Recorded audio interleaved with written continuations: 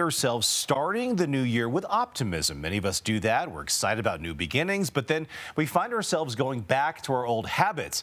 But just because it's February doesn't mean you can't retry your resolutions. So joining me right now, Dr. Scott Joy with HealthONE Englewood Primary Care. Dr. Joy, good to see you again. Thank you so much for joining us. We appreciate that. Thanks, Brian. All right, so is February a better time to reset, if you will, those health goals? Well, one of the quotes I've seen recently that I thought was very helpful is, health disappears quietly, not suddenly, and you need to protect it every day.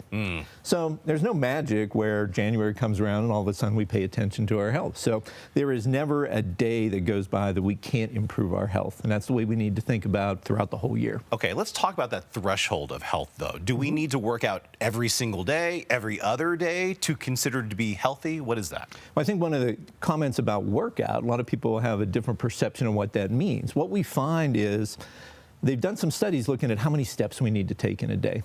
And 10,000 has always been a standard. Right. New data is saying that anything above 2,000 is beneficial to our health. 2,800 is better than 2,000. The sweet spot appears to be 7,000 to 9,000 steps a day. Okay. So if you're going to do anything for your health every day, try to get 7,000 to 9,000 steps. And something is better than nothing. Exactly. Right? So as long as you're above 2,000, you are much healthier. Let's talk about food. That is a big thing when it comes to the New Year's resolutions, right? So what's a healthy mindset when it comes to food resolutions, especially after the holidays? So every time I'm doing a wellness visit with one of my patients, I ask about fried, fatty, and fast foods. So if there's a way that you can decrease the number of servings or the number of times you go out to a fast food restaurant in a given week, that's a good goal. I think a lot of people get fixated on counting the number of this type of food and that type of food. The important thing is, have you done today?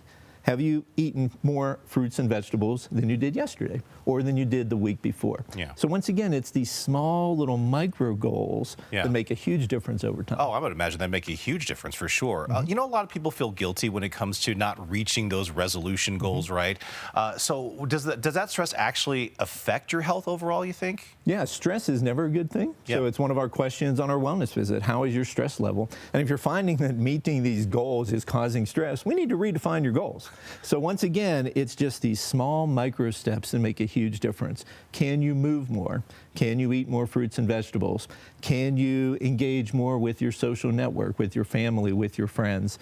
And can you really limit the amount of smoking, alcohol that you're using in any given week? So those small steps make a huge difference in your health over the year. I've heard that it takes about 21 days to reach a habit, right? I'm sure you heard that as well. Is that true? And is that a good goal to reach in terms of reaching your goals or resolutions? Yeah, I think everybody, you don't want to focus on an absolute number, but you want to challenge yourself every day. Have I done something better today to protect my health in these areas of better sleep, better nutrition, better movement, better behaviors? And those things can make a difference if you're just focusing on getting slightly better each day. Yeah, it sounds like overall, bigger picture in terms of reaching those resolutions and goals, just take it one increment at a time. Exactly. Would you say that is? Small steps make huge differences, and it's that discipline, as we've kind of been talking about, doing it day after day. And you're going to have setbacks, but you want to say at the end of the month, whatever month it is, January, February, March, have I done more positive steps in this month than I did in the previous month for my health? So it's not too late. Not too late, never too late. Never too late. I love that. Dr. Joy, thank you so much.